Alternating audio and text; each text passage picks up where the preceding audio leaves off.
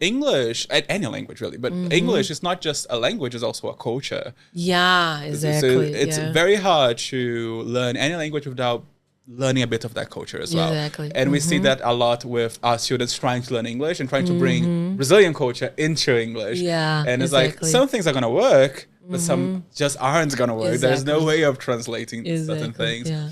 And I think, as you said, some dialects and some accents in Brazilian Portuguese are such a big part of our identity. Exactly. Like I can't say words without a Carioca accent. Yeah, right? exactly. It sounds so unnatural. Yeah, because you said, for example, you were speaking English and you said "Puki Rio." Yeah, because usually people say "Puki Rio," right? But you don't say Rio. I don't say Rio. I say Rio. The name is Rio. Come on, qual é, meu irmão? Qual é? Only like if I'm not paying attention, I say Rio. Yeah, but exactly. If I am like, no, Rio. Yeah, it's exactly. Such a strong part of our identity. Yeah. And I really understand the students when they come with that. Yeah. Students from Minas have a very strong relationship with their accent. Their accent and also the expressions, right? Because sometimes they say some different things in a way that is just very like theirs. It's very part of who they are, right? Yeah, it's not very... It isn't spoken that way anywhere else. Exactly. So it's so hard to adjust it. And, but it's such a beautiful part of language too, right? It's amazing. It's one of the things that I really, really love about language, how it doesn't connect only to our brains, but also to our heart. Exactly, right? exactly. The way we feel in the languages is different. And for me, that's my mark of fluency. That's how I... see fluency in any language is the ability of feeling in that language.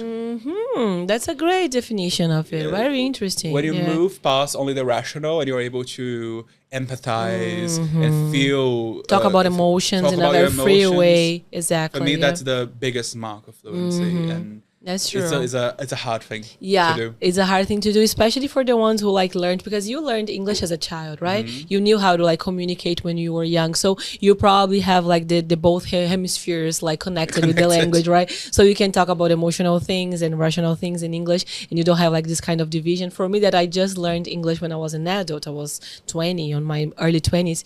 It's difficult, right? Right now, I do it better, I think, because I had a relationship with a person that I only could speak English before.